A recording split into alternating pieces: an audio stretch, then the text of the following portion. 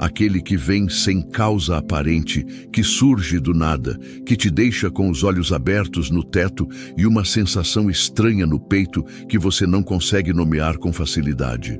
Esse tipo de despertar tem sido ignorado por muitos cristãos que já deveriam saber reconhecê-lo.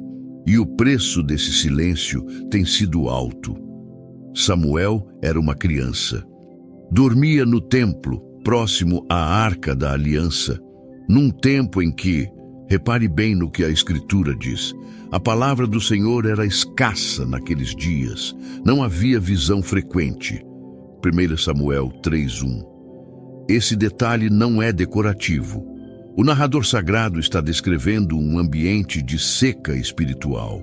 Um tempo em que Deus parecia distante, em que os céus pareciam fechados, em que o sacerdote que deveria ver estava cego, e seus filhos corrompiam o ministério sem que ninguém interviesse. Era exatamente nesse contexto que Deus escolheu chamar. Não de dia, quando o templo estava cheio de movimento e liturgia, de noite, quando tudo estava quieto, quando só havia uma criança dormindo. Você já se perguntou por que Deus escolheu aquele momento? Por que não uma visão solene no meio do culto? Por que não uma voz trovejante quando o incenso subia? Porque havia algo que Deus precisava dizer e que só poderia ser recebido num coração desperto para Ele, não para o movimento, não para a rotina, não para o que os outros esperavam. Um coração que ainda não havia sido formatado pelo barulho do dia. Samuel não reconheceu a voz na primeira vez, nem na segunda. Foi somente na terceira que Eli, mesmo cego espiritualmente para tantas coisas, teve a sabedoria de dizer: se ele te chamar de novo, responde. Fala, Senhor, que o teu servo ouve. 1 Samuel 3:9. E essa resposta simples abriu uma das maiores revelações proféticas do Antigo Testamento. Uma criança, uma madrugada, uma postura de disponibilidade. E a história de um povo inteiro começou a mudar. Você já tentou calcular quantas madrugadas Deus tentou te chamar e você simplesmente dormiu de volta? Não estou dizendo isso para condenar. Estou dizendo porque essa é uma das perguntas mais sérias que um cristão pode fazer a si mesmo. Há algo que Deus quer revelar a você que não cabe no meio do barulho da sua agenda. Há uma palavra que precisa de silêncio para ser recebida. Há uma direção que só pode ser discernida quando o mundo parou e você ainda está desperto. Mas existe algo mais do que o silêncio nessa madrugada que precisa ser entendido. Existe também a guerra. Paulo não estava escrevendo metáfora quando disse que não temos que lutar contra a carne e o sangue, mas contra os principados, contra as potestades, contra os príncipes das trevas desta idade. Efésios 6:12. E esse combate não tem horário comercial. As trevas não respeitam seu ciclo de sono. O inimigo não tira folga às 3 da manhã. Muito pelo contrário. Existe uma razão pela qual muitos dos ataques mais pesados de ansiedade, de pensamentos invasivos, de dúvidas que destroem a fé, acontecem exatamente nessas horas. É porque há uma batalha em curso e você está no meio dela, queira ou não. A questão não é se você vai enfrentar essa guerra. A questão é se você vai enfrentá-la dormindo ou desperto. Dormindo no sentido espiritual, passivo, desinformado, reagindo sem compreender o que está acontecendo. Ou desperto, consciente da realidade invisível, armado com a palavra, orando com autoridade, intercedendo por aquilo que está sendo atacado. Elias fugiu para o deserto depois de Jezabel, deitou sob uma árvore e pediu para morrer. Basta, ó Senhor, disse ele, tira a minha alma. 1 Reis 19:4. Exaustão completa, colapso espiritual e emocional. E o que Deus fez? Deixou ele dormir.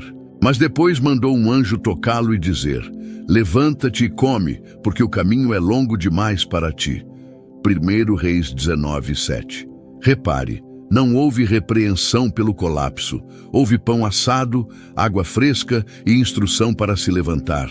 Deus entende o cansaço humano. Mas Deus também sabe que há momentos em que ficar deitado é perigoso, em que a cama virou fuga, em que o sono virou armadura contra a convocação. Você está em qual momento?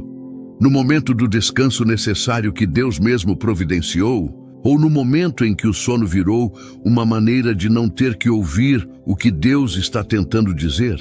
Há uma diferença enorme entre os dois, e você conhece essa diferença melhor do que imagina. No fundo, quando você desperta às 3 da manhã e algo por dentro está inquieto, você já sabe que não é só insônia. Tem alguma coisa acontecendo.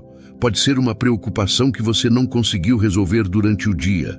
Pode ser uma culpa que você enterrou sob atividade e que ressurge quando o barulho some. Pode ser uma decisão adiada que o espírito está pressionando para ser tomada. Pode ser uma oração que precisa ser feita por alguém que está em perigo e você nem sabe. Pode ser simplesmente a voz de Deus dizendo: eu estou aqui e preciso que você me ouça. Nenhuma dessas possibilidades deve ser descartada sem exame. Cada uma delas merece mais do que um virar de lado no escuro. Getsemane foi de madrugada. Jesus disse aos discípulos: ficai aqui e vigiai comigo. Mateus 26:38.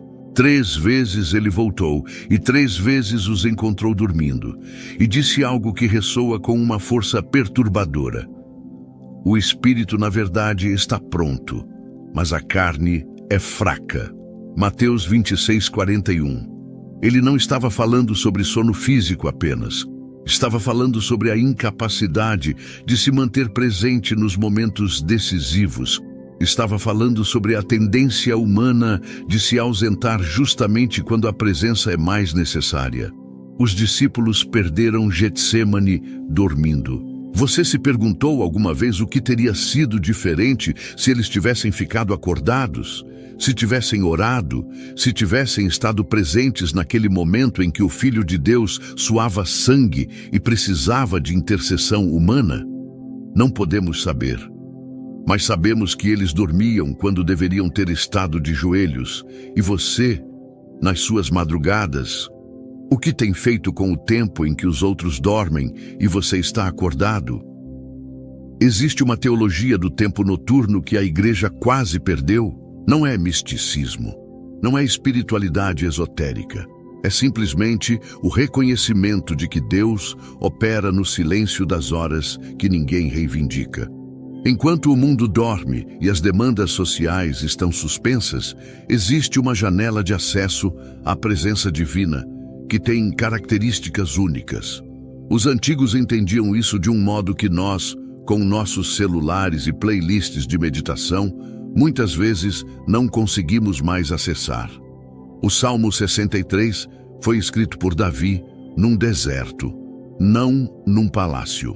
Num lugar de sede real, de fuga, de perigo, e ele escreve: quando me lembro de ti sobre o meu leito, medito em ti nas vigílias da noite. Salmo 63, 6. A palavra traduzida como vigílias se refere àquelas divisões da noite que os hebreus usavam para organizar o tempo, os turnos de guarda que iam da meia-noite até o amanhecer. Davi não estava descrevendo um devocional organizado. Estava descrevendo o que acontecia quando ele não conseguia dormir. Quando os problemas eram grandes demais, quando os inimigos eram reais e o futuro era incerto. Em vez de deixar a mente desvairar no escuro, ele direcionava tudo para Deus. A insônia virou adoração. A vigília virou encontro. Isso é completamente diferente da maneira como a maioria dos cristãos lida com o despertar noturno.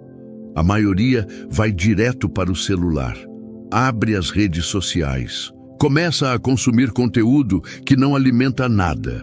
Assiste séries até apagar, rola notícias que só aumentam a ansiedade e então tenta dormir de novo com a cabeça cheia de informação inútil, o coração mais pesado do que estava antes e a oportunidade completamente desperdiçada. Não estou dizendo que toda insônia é chamado profético. Estou dizendo que você está tratando como ruído algo que pode ser sinal. E essa diferença importa mais do que você imagina. Há uma passagem em Jó que quase ninguém usa para pregar sobre isso, mas que deveria ser central em qualquer conversa séria sobre madrugadas espirituais. Deus fala a Eliú, não ao próprio Jó, mas ao jovem que está assistindo ao debate, e diz: Deus fala de uma maneira ou de outra, ainda que o homem não perceba. Em sonho, em visão noturna, quando o sono cai sobre os homens, quando adormecem no leito, então ele abre os ouvidos dos homens e lhes apõe o seu selo de instrução. Jó 33, 14, 16. Deus está continuamente tentando comunicar. O problema não é a ausência de Deus, é a ausência de percepção humana. Você percebe? Ou você tem estado tão acostumado ao barulho, tão dependente de estimulação constante, tão anestesiado pela rotina, que mesmo quando Deus abre sua boca no silêncio da madrugada, você não consegue mais distinguir a voz dele do próprio ruído mental? Essa pergunta não é retórica no sentido vazio. É uma sonda. É o tipo de pergunta que, se você a levar a sério, pode revelar algo sobre o estado espiritual da sua vida que nenhum sermão dominical vai conseguir tocar com a mesma precisão. Porque no domingo você está entre pessoas, tem papel social, tem performance religiosa, consciente ou inconsciente, mas às 3 da manhã, sozinho no escuro, não tem como fingir. Você é exatamente o que é, e é exatamente por isso que Deus escolhe esse momento. A primeira coisa que precisa acontecer quando você desperta nessas horas não é buscar distração, nem forçar o sono de volta. A primeira coisa é resistir ao impulso automático da carne e fazer uma pergunta honesta. O que está acontecendo dentro de mim agora mesmo? Não como exercício psicológico, como ato espiritual. Como o início de um diálogo com Deus que só você e Ele podem ter. Isso exige algo que nossa geração está perdendo com velocidade alarmante: a capacidade de ficar parado sem precisar de estímulo externo. A capacidade de tolerar o silêncio sem preenchê-lo imediatamente. Isso não é fraqueza, é disciplina.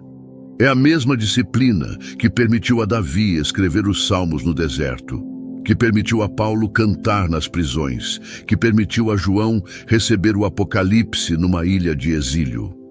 O silêncio forçado virou espaço sagrado, porque eles tinham a disciplina interior de habitá-lo em vez de fugir dele. Agora imagine comigo, o que você carrega dentro de você que só aparece quando o mundo para. Que ansiedade específica emerge às 3 da manhã que fica escondida durante o dia? Que culpa fica enterrada debaixo das atividades e ressurge quando o cobertor não é mais suficiente para abafá-la? Que medo específico sobre seu casamento, seus filhos, sua saúde, seu futuro, sua fé, aparece com nitidez cirúrgica nessas horas? Esses não são apenas problemas psicológicos esperando por solução terapêutica, são pontos de acesso espiritual. São lugares onde Deus pode entrar se você abrir a porta, em vez de tentar empurrá-la de volta para o fechado. Jacó lutou com Deus de madrugada. Gênesis 32 descreve o momento com uma estranheza que os comentaristas ainda debatem. Um homem, na noite anterior a um encontro que ele acreditava que poderia custar sua vida, encontra alguém que luta com ele até o amanhecer. E Jacó, mesmo quando o quadril é deslocado, mesmo com a dor física, não solta. Não te deixarei ir se não me abençoares. Gênesis 32, 26. É obstinação? Sim, mas é a obstinação da fé desesperada. É o tipo de insistência que nasce de alguém que sabe que não tem mais para onde correr. E o resultado dessa luta noturna foi uma nova identidade. Não mais Jacó, o que agarra pelo calcanhar, o que engana, o que manipula para conseguir o que quer. Mas Israel, o que lutou com Deus e prevaleceu. A transformação não aconteceu em culto, não aconteceu em conferência. Aconteceu numa madrugada de luta e disponibilidade. O que você está evitando lutar? O que você prefere anestesiar no sono em vez de enfrentar de joelhos no escuro? Há algo que Deus está esperando que você pare de fugir para que Ele possa finalmente renomear quem você é? A segunda coisa, e vou aprofundar isso nos próximos blocos, é que o despertar noturno muitas vezes não é sobre você, é sobre outra pessoa. É sobre uma guerra que está acontecendo na vida de alguém que você ama e que só pode ser combatida de joelhos às 3 da manhã, porque é exatamente quando o inimigo age com mais liberdade. Existe uma teologia da intercessão noturna que precisa ser restaurada na igreja. Não como doutrina abstrata, mas como prática urgente de pessoas que levam a sério a realidade do combate espiritual. Mas antes de chegar lá, você precisa entender que a madrugada começa com uma escolha. Uma escolha que parece pequena, mas que tem consequências que você não consegue medir nesse momento. A escolha entre virar de lado e dormir de volta, o que às vezes é correto e honesto. Ou ficar acordado e perguntar a Deus por que seus olhos estão abertos quando deveriam estar fechados. Quando Neemias soube da destruição de Jerusalém, a Escritura não diz que ele entrou em pânico. Não diz que ele fez uma reunião de emergência. Não diz que ele escreveu uma petição ou começou uma campanha. Diz que ele sentou, chorou, ficou em luto por vários dias e então, repare, jejuou e orou diante do Deus do céu. Neemias 1:4. E essa oração de Neemias começa com algo que a maioria dos cristãos modernos perdeu completamente: a arte de ficar diante de Deus sem ter pressa para chegar à petição. Você já reparou como sua oração funciona? Com que velocidade você vai das palavras iniciais para a lista de pedidos? Quantos segundos ou minutos, se for muito disciplinado, você permanece em silêncio diante da presença de Deus antes de começar a falar? Isso não é crítica ao conteúdo da sua oração. É uma pergunta sobre a estrutura do seu encontro com Deus. Porque se você chega diante dele com a lista já montada na cabeça, você não está chegando para ouvir. Está chegando para negociar. Neemias passou meses carregando isso. Por alguns dias, diz o texto, e o contexto sugere que foram meses antes de ele finalmente estar diante do rei com um pedido concreto. O que ele fez nesses meses? Orou, processou, esperou o momento certo. E essa espera não foi passividade religiosa. Foi o tipo de maturação espiritual que transforma um copeiro em líder de restauração nacional. O que você está carregando que ainda não foi completamente levado diante de Deus? Não mencionado em oração? Isso é diferente. Completamente entregue, completamente exposto, completamente colocado nas mãos de Deus, sem que você continue tentando resolver por baixo dos panos enquanto ora por cima. Existe uma diferença enorme entre mencionar algo para Deus e realmente confiar a Ele. E essa diferença às vezes só aparece na madrugada, quando você não tem mais energia para fingir que está no controle. A primeira das 3 coisas que você deve fazer quando acordar entre 3 e 5 da manhã é simples na descrição e difícil na prática. Pare e ouça antes de falar. Não ligue o celular, não acenda a luz, não vá verificar as redes sociais para ver o que o mundo está fazendo enquanto você não consegue dormir. Fique onde você está no escuro e pergunte a Deus, em voz baixa ou só no pensamento, não importa. Por que estou acordado?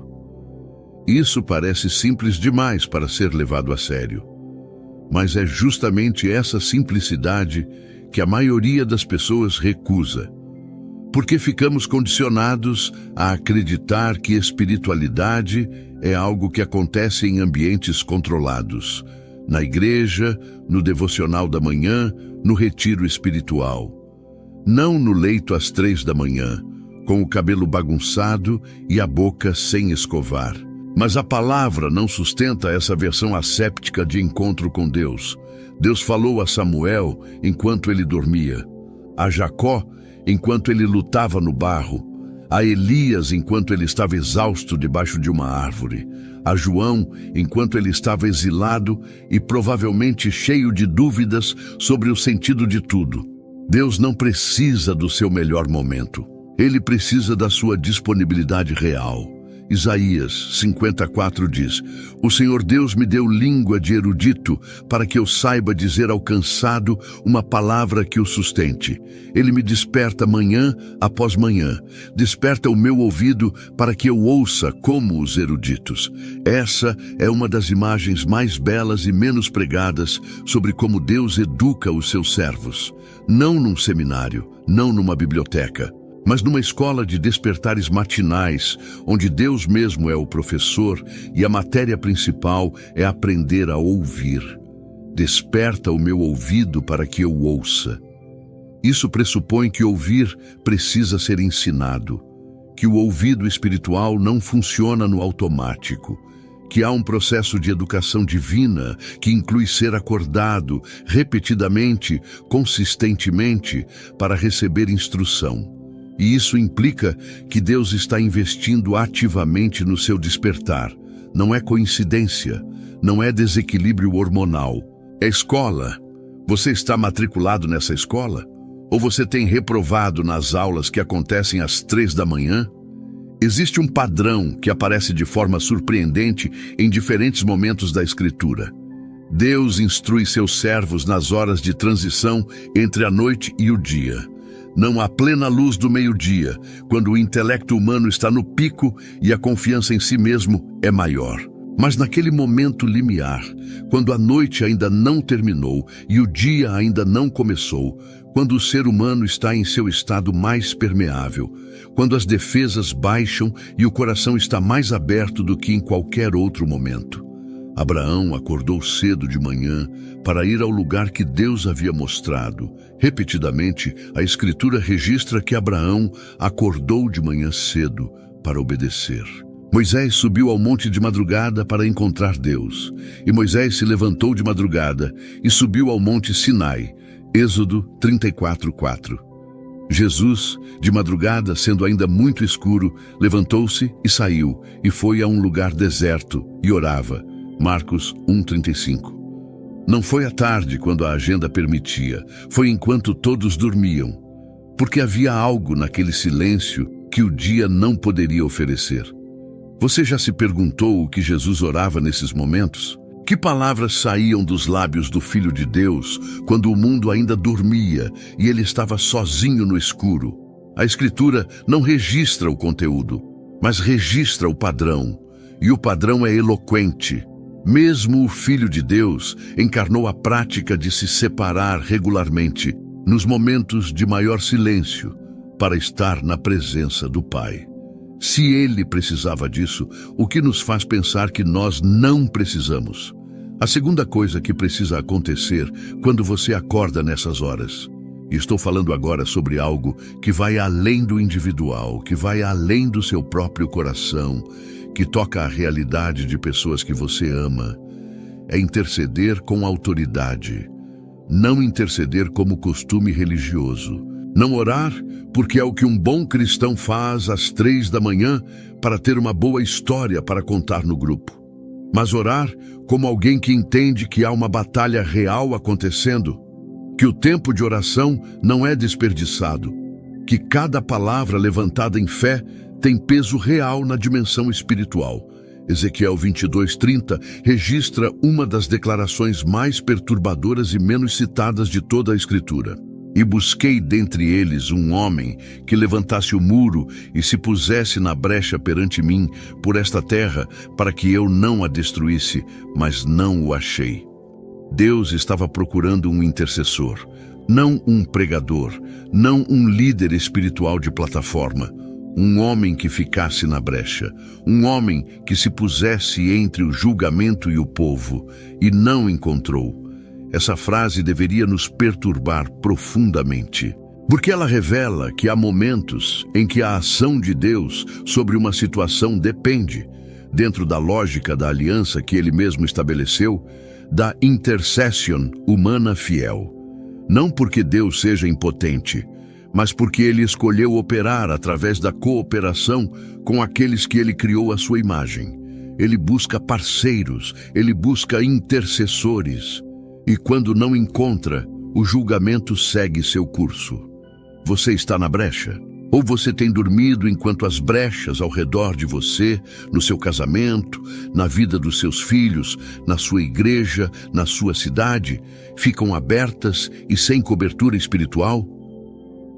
Há um detalhe no texto de 1 Reis 19 que normalmente passa despercebido quando a história de Elias é contada. Depois do Monte Carmelo, depois do fogo descido do céu, depois da vitória espetacular sobre os profetas de Baal, Elias foge. Não é covardia barata. É o colapso de um ser humano que deu tudo o que tinha e não tinha mais nada. E no meio da sua fuga, ele para, deita e pede para morrer. Mas o anjo que Deus manda não chega com repreensão. Não chega com um discurso motivacional sobre identidade e propósito. Chega com pão e água. Levanta-te e come, porque o caminho é longo demais para ti. 2 vezes, pão assado numa pedra quente e um jarro de água. Comer, descansar, comer de novo. E só então, só depois que o corpo foi cuidado, Deus fala. Isso é pastoral no sentido mais profundo da palavra. E é também uma correção teológica para uma tendência que existe nas igrejas de espiritualizar tudo a ponto de negligenciar o corpo. Você não pode orar com profundidade se está cronicamente exausto. Você não pode interceder com clareza se está nutricionalmente destruído, dormindo 3 horas por noite e vivendo de estimulantes químicos para sobreviver ao dia. O corpo importa. O descanso é sagrado. E às vezes o que Deus está dizendo às 3 da manhã não é fica acordado e ora, mas cuida do que eu te dei para habitar.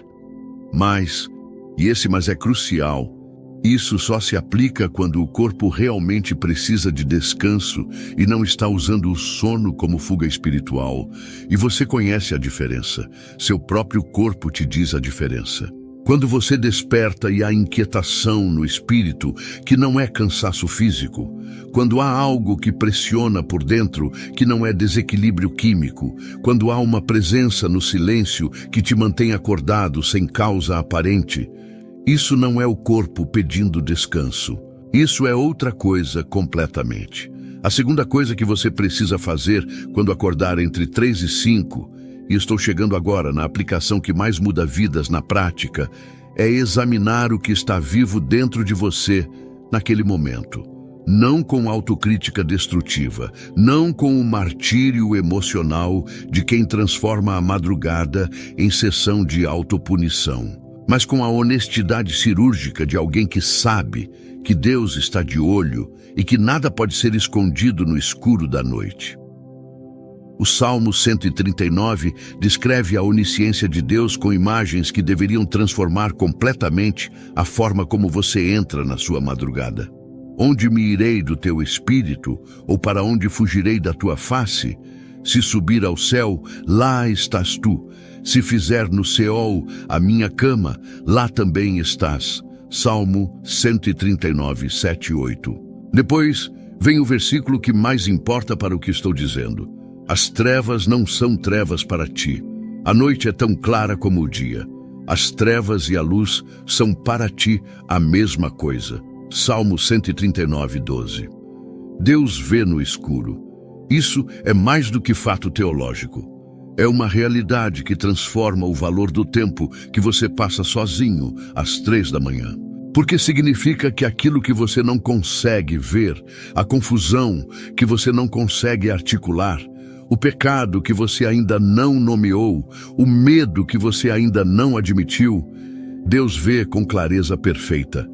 E a madrugada se torna um momento em que, despido das distrações do dia, você pode finalmente pedir que Deus te mostre o que Ele já está vendo. Examina-me, ó Deus, e conhece o meu coração. Prova-me e conhece os meus pensamentos, vê se há em mim algum caminho pernicioso e guia-me pelo caminho eterno. Salmo 139, 23, 24. Esse é o pedido mais honesto que um ser humano pode fazer. Não me abençoa, não me livra dos problemas, mas examina-me, conhece o meu coração. Vê o que há de errado em mim que eu mesmo não consigo ver. Isso requer uma humildade que a nossa cultura, inclusive a cultura evangélica, resiste ativamente, porque examinar o coração é incômodo. Sempre foi. E às 3 da manhã, quando as camadas de performance social foram removidas, quando o título que você tem na igreja não está presente, quando a opinião das pessoas não está monitorando você, aí o coração aparece como realmente é.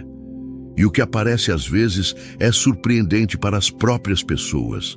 Amargura que você achou que tinha perdoado. Inveja que você religiosamente enterrou sob a linguagem de alegrar-me com os que se alegram. Orgulho disfarçado de convicção.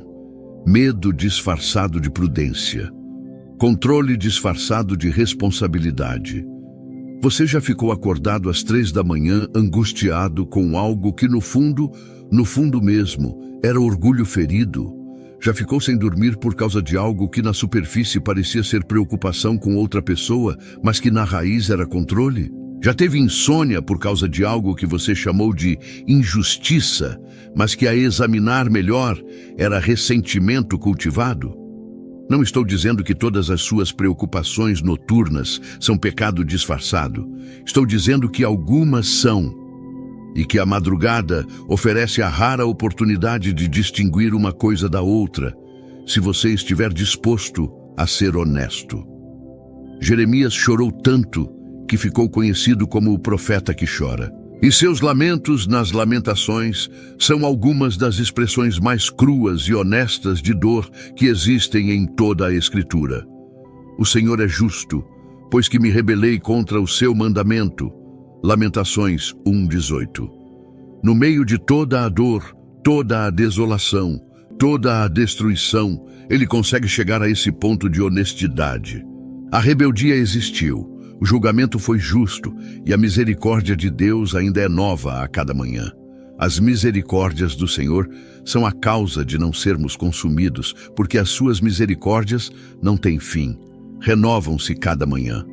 Lamentações 3, 22, 23. A manhã que vem depois da madrugada de honestidade e exame, essa manhã traz misericórdia nova. Não para quem usou a madrugada para fugir, mas para quem ficou acordado o suficiente para ser honesto diante de Deus no escuro. Existe uma oração que Salomão fez na dedicação do templo, que contém uma promessa específica para situações de crise espiritual e nacional.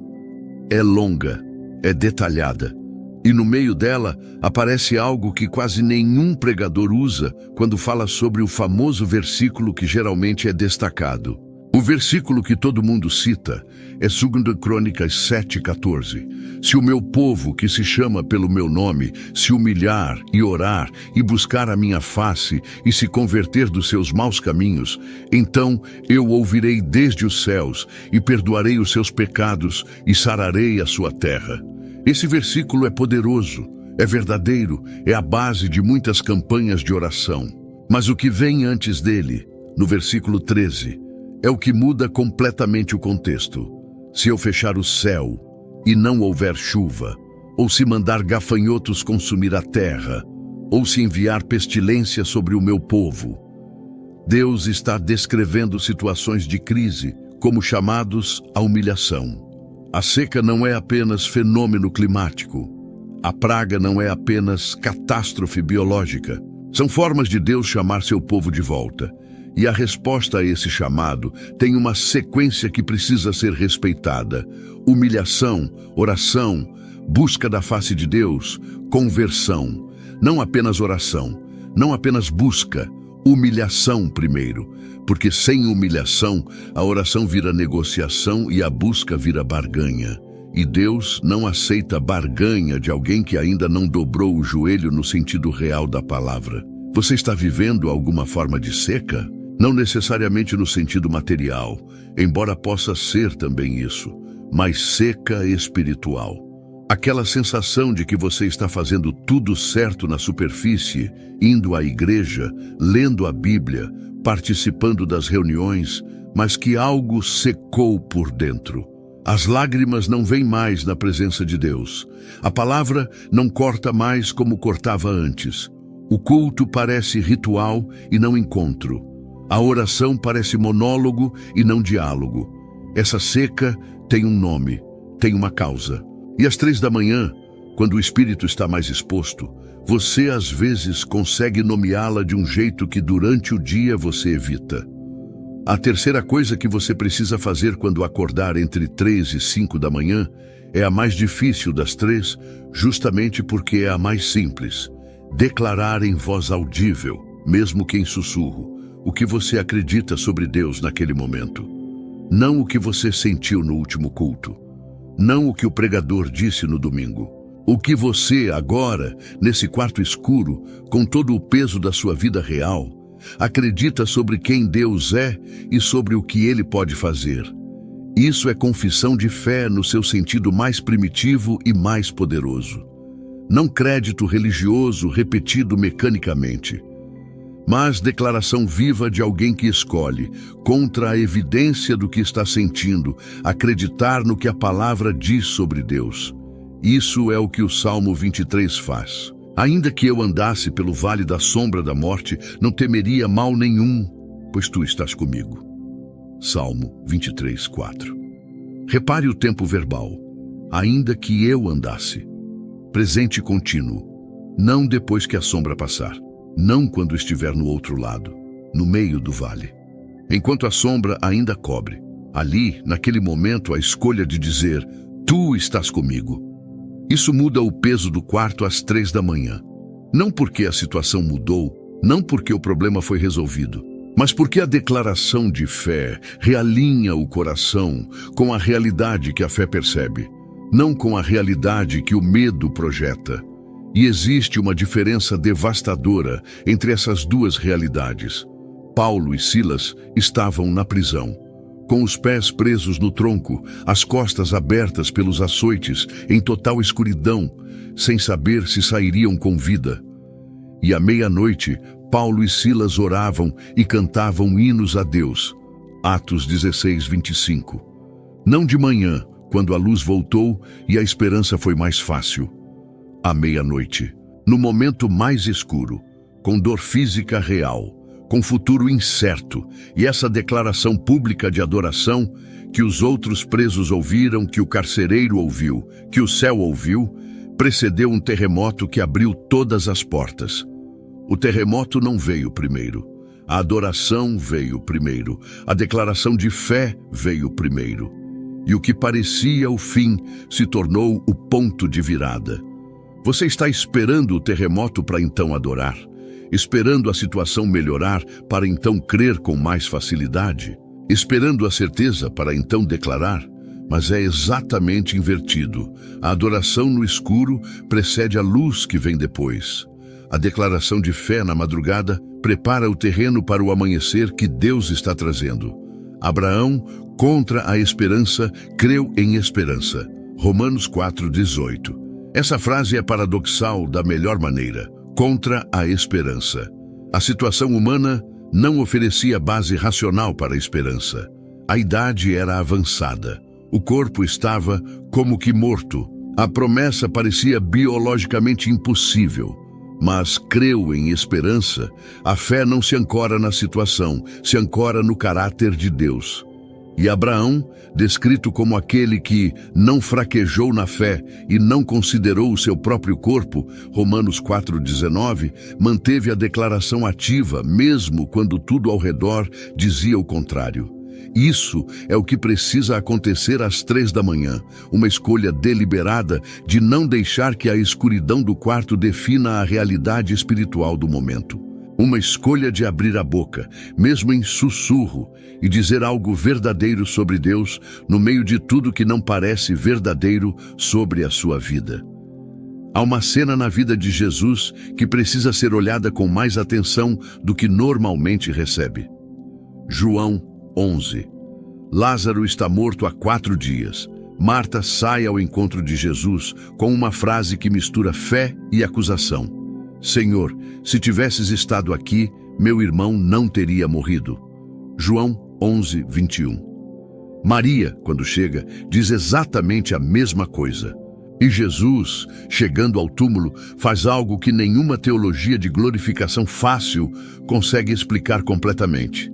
Jesus chorou. João 11:35. Ele sabia que ia ressuscitar Lázaro. Já havia dito isso explicitamente aos discípulos. Tinha todo o poder necessário para reverter a morte, mas mesmo assim chorou. Por quê? Porque a dor das irmãs era real. Porque o luto da comunidade era real. Porque a morte, mesmo sendo temporária naquele caso, era real. E o Filho de Deus não ignorou essa realidade com uma espiritualidade de plástico que diz: não precisa chorar, porque Deus está no controle. Ele foi movido até as lágrimas pela dor alheia. Isso é compássio no sentido original. Sofrer junto. E é parte do que Deus quer operar em você nas madrugadas. Não apenas o seu encontro pessoal com Ele. Não apenas o seu exame interior, mas a expansão da sua capacidade de sentir o que os outros estão sentindo, de carregar o que os outros estão carregando, de interceder com lágrimas reais por pessoas reais em situações reais. Paulo disse aos Romanos: chorai com os que choram. Romanos 12:15. E isso não é instrução sentimental, é chamado a intercessão encarnada. É a convocação para que o sofrimento alheio te acorde às 3 da manhã e te coloque de joelhos não por obrigação religiosa, mas porque você genuinamente sente o peso do que a outra pessoa está carregando. Você tem chorado com alguém recentemente? Não de forma performática. Realmente, não tem sido tão anestesiado pelo seu próprio peso que a dor dos outros passou a ser apenas informação? O pai da sua célula que perdeu o emprego, você foi movido por isso ou apenas registrou a informação e seguiu em frente? O casal da sua church que está em crise, você orou por eles por 5 minutos entre uma atividade e outra, ou ficou acordado por eles de madrugada pedindo que Deus interviesse? Estou perguntando porque o amor que a Escritura descreve não é sentimento ocasional que aparece quando é conveniente. É comprometimento ativo com o bem do outro que inclui interceder por eles quando eles não sabem que precisam de intercessão. Efésios 6:18. O mesmo trecho sobre a armadura espiritual que todo mundo cita, mas poucos aplicam integralmente, termina com: orando em todo tempo com toda oração e súplica no Espírito, e vigiando nisto com toda perseverança e súplica por todos os santos. Toda oração, todo tempo, toda perseverança, por todos os santos. Essa é uma agenda de intercessão que não cabe apenas nos momentos confortáveis, que requer exatamente o tipo de disponibilidade que a madrugada oferece. Mas a intercessão noturna só funciona quando você entende a autoridade que foi dada a você em Cristo.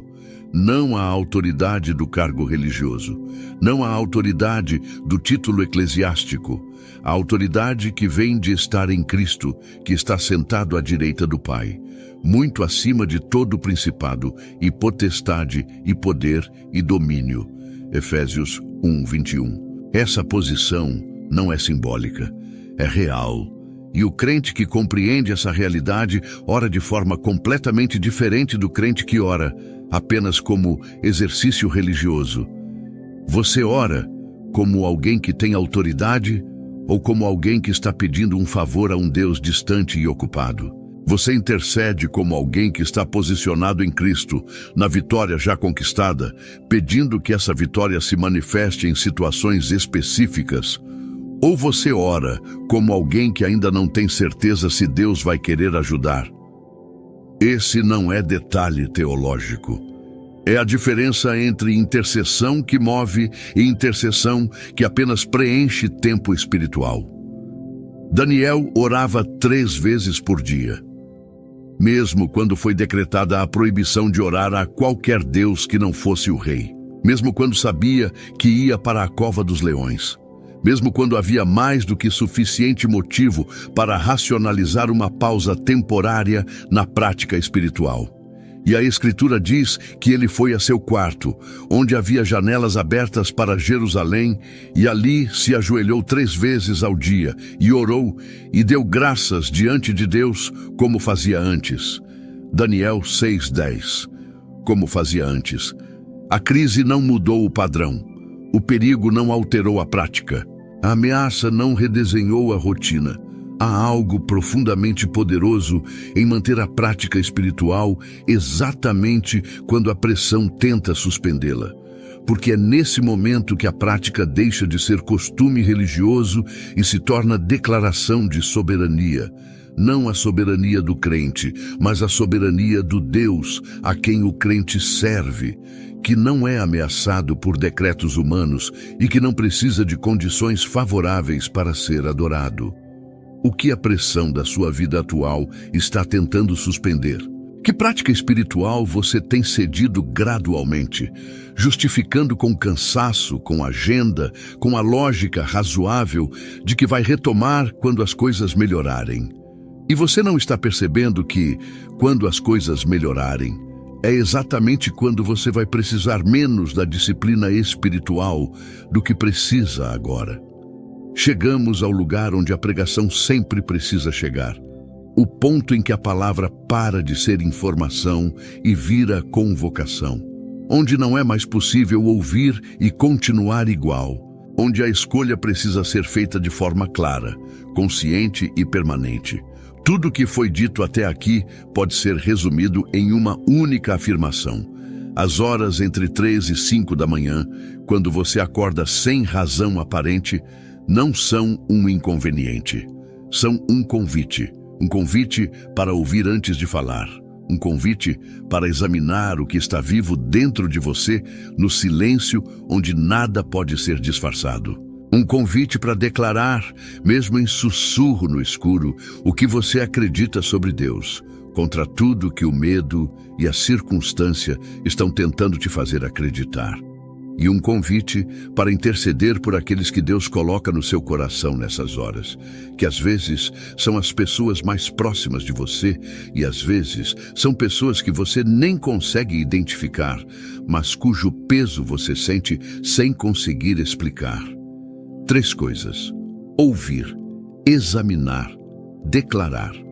Não como fórmula religiosa, como respostas vivas a um Deus que está ativamente presente no seu escuro. Há uma palavra em Apocalipse que ressoa com uma força que poucos sermões sobre esse livro conseguem capturar. Jesus, em pé do lado de fora de uma porta, batendo. Eis que estou à porta e bato. Se alguém ouvir a minha voz e abrir a porta, entrarei em sua casa e cearei com ele e ele comigo. Apocalipse 3:20. O contexto original é assustador. Ele está batendo na porta de uma igreja, não na porta de incrédulos. Na porta de pessoas que se reúnem no nome dele, que têm a forma de religiosidade, que mantém a estrutura do culto, mas da qual ele está do lado de fora. É possível ter tudo de uma vida cristã organizada e ainda ter Jesus batendo do lado de fora da sua madrugada. Ele bate quando você acorda às 3 da manhã. Não para te assustar, para cear contigo, para ter aquele encontro íntimo, sem plateia, sem agenda, sem performance, o tipo de encontro que a ceia simboliza, onde você come o que ele é e ele come da sua vida real, com todas as suas contradições e seus medos e seus arrependimentos e sua fé imperfeita. A pergunta não é se ele está batendo. A pergunta é se você vai abrir. Zacarias 1:3 contém uma das frases mais curtas e mais densas de todo o Antigo Testamento. Voltai-vos para mim, diz o Senhor dos Exércitos, e eu me voltarei para vós. 2 movimentos, 2 sujeitos. Uma promessa condicional no melhor sentido da palavra. Não condicional no sentido de que Deus está relutante, mas no sentido de que ele respeita a liberdade humana o suficiente para esperar que a iniciativa da volta seja genuína. Você precisa se voltar, não fazer mais atividade religiosa, não aumentar a lista de compromissos espirituais, se voltar, que é diferente, virar para ele no sentido de reorientar o coração, de fazer dele de novo o centro do que você faz, de parar de construir a vida ao redor de tudo menos dele e chamar isso de fé.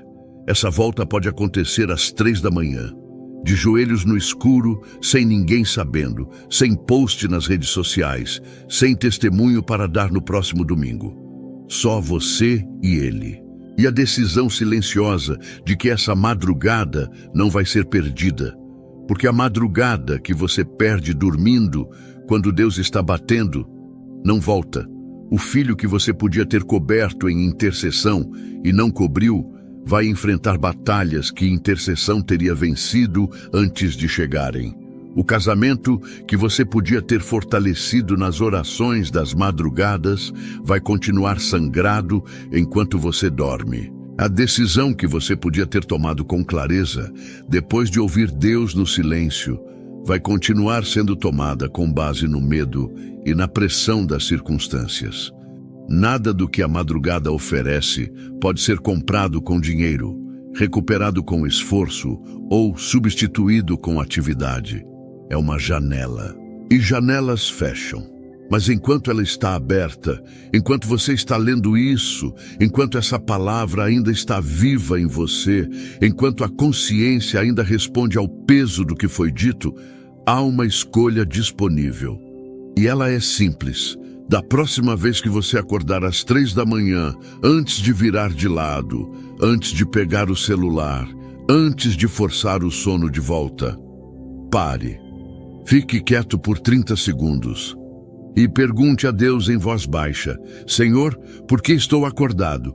E então fique quieto o suficiente para ouvir a resposta, porque ele responde, ele sempre respondeu. Respondeu a Samuel quando ainda era criança. Respondeu a Elias quando estava exausto e sem esperança. Respondeu a Neemias quando ele chorou pelos muros destruídos. Respondeu a Paulo e Silas quando eles cantaram na prisão. Respondeu a Jacó quando ele se recusou a soltar. Respondeu a Davi no deserto, no leito, nas vigílias da noite.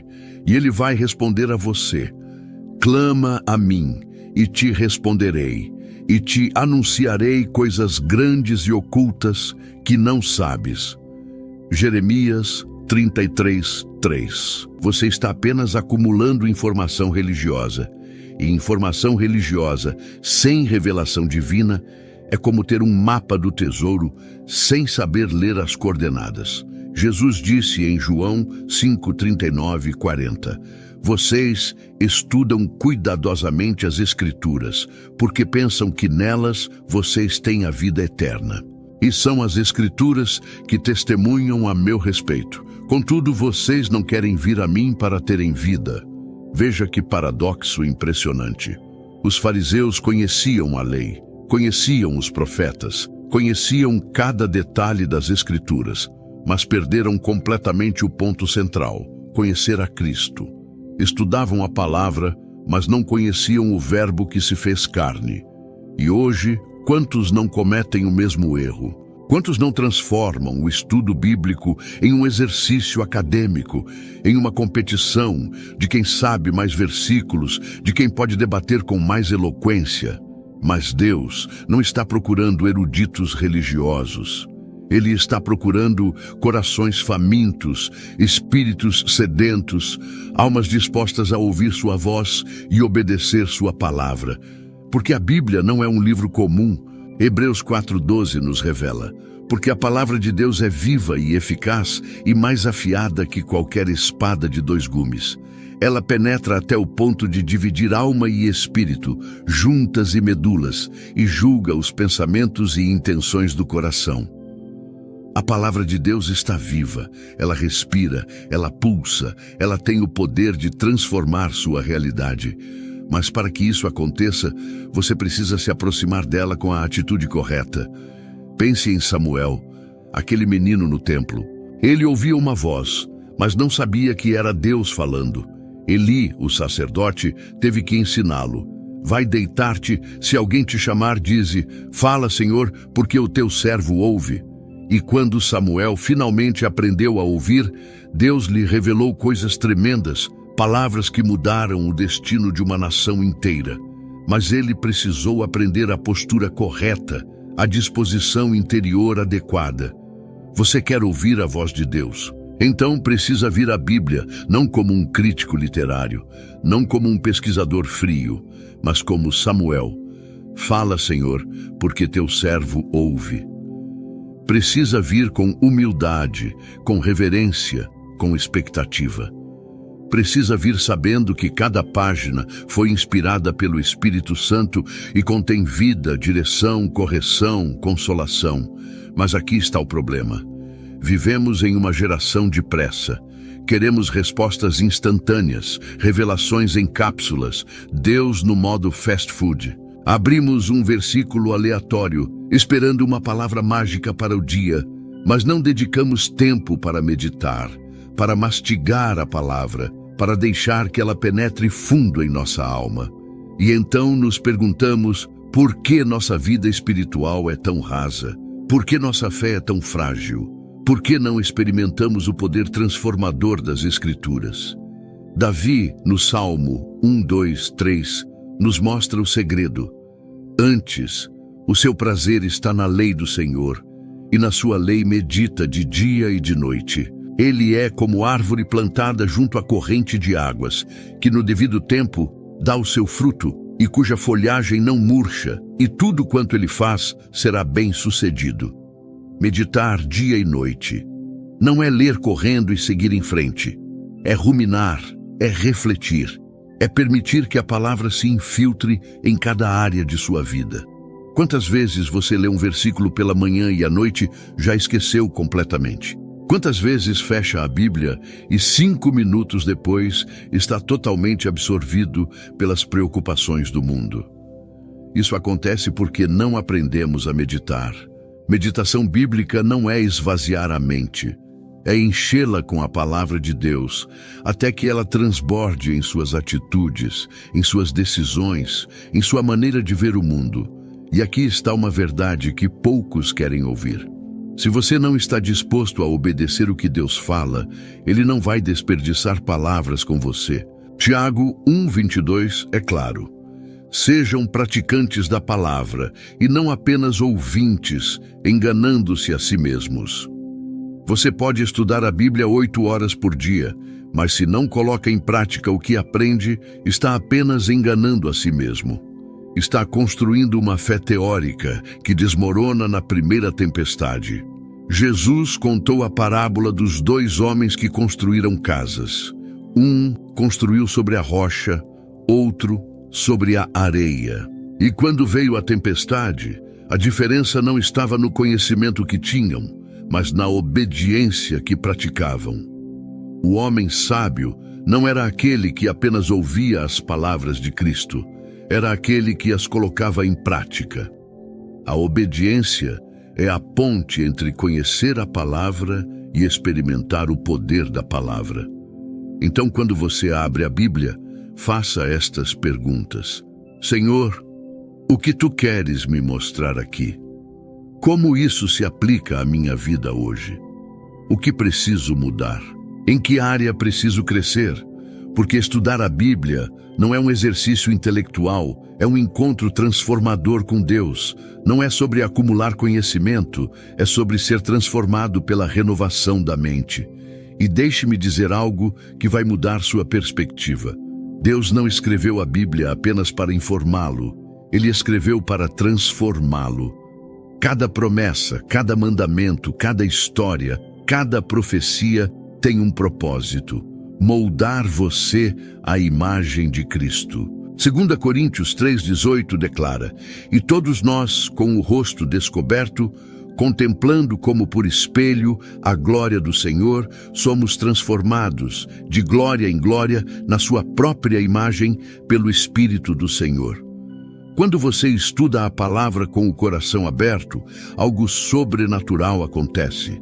O Espírito Santo começa a revelar verdades que seus olhos naturais não conseguem ver.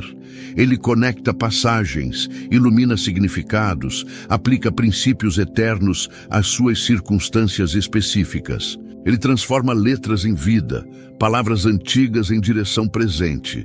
Mas isso requer tempo, requer dedicação.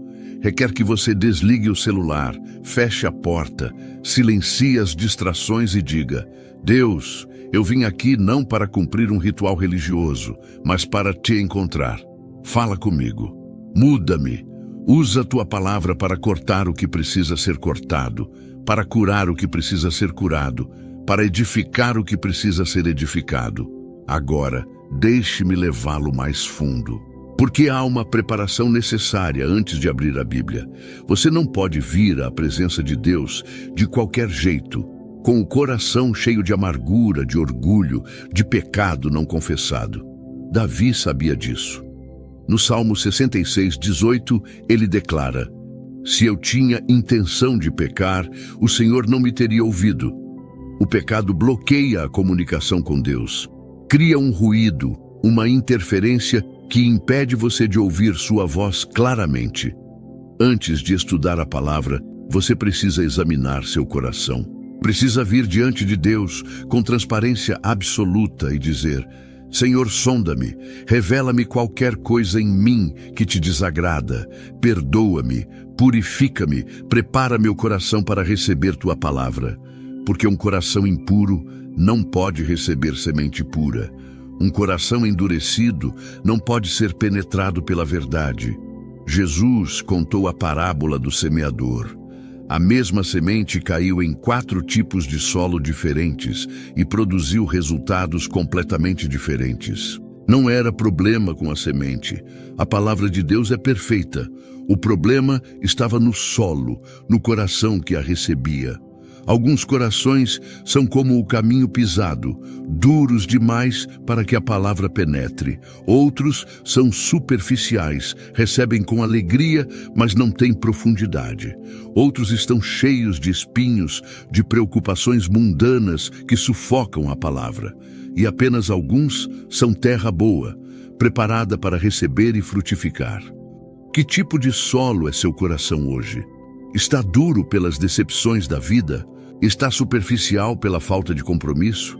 Está sufocado pelas preocupações financeiras, pelos relacionamentos quebrados, pelas ambições carnais? Ou está preparado, arado, pronto para que a semente da palavra lance raízes profundas e produza fruto abundante? A preparação do coração é fundamental. E essa preparação começa com um arrependimento. 1 Pedro 2:1-2 nos instrui: Portanto, livrem-se de toda maldade e de todo engano, hipocrisia, inveja e toda calúnia. Como crianças recém-nascidas, desejem de coração o leite espiritual puro, para que por meio dele cresçam para a salvação. Veja a ordem. Primeiro você se livra do lixo, depois deseja o leite puro. Você não pode vir à Bíblia carregando rancor contra alguém e esperar que Deus lhe revele seus segredos. Você não pode vir com hipocrisia, vivendo uma mentira e esperar que a verdade se revele a você.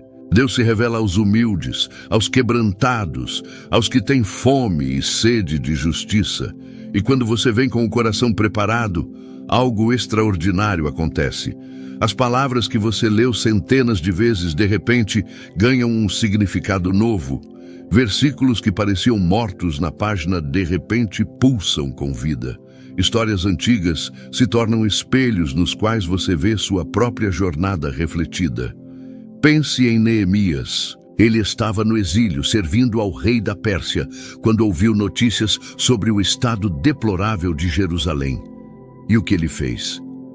Antes de agir, antes de planejar, antes de reconstruir, ele jejuou e orou. Ele confessou não apenas seus pecados, mas os pecados de seu povo. Ele preparou seu coração diante de Deus. E então, quando estava pronto, Deus abriu portas que pareciam impossíveis. O jejum, a oração, a confissão. Essas são ferramentas de preparação espiritual. Elas limpam o canal entre você e Deus. Elas afinam sua sensibilidade espiritual. Elas removem as escamas dos seus olhos para que você possa ver o que Deus está fazendo. Agora, quando você finalmente abre a Bíblia com o coração preparado, precisa entender algo crucial. A Bíblia interpreta a Bíblia. Você não pode pegar um versículo isolado e construir uma doutrina inteira sobre ele. Você precisa entender o contexto. Precisa comparar Escritura com Escritura. Precisa deixar que a totalidade da revelação de Deus ilumine cada parte específica. Os bereanos, em Atos 17:11, são elogiados por essa prática. Ora, estes de Bereia eram mais nobres que os de Tessalônica, pois receberam a palavra com toda a avidez, examinando as Escrituras todos os dias para ver se as coisas eram, de fato, assim.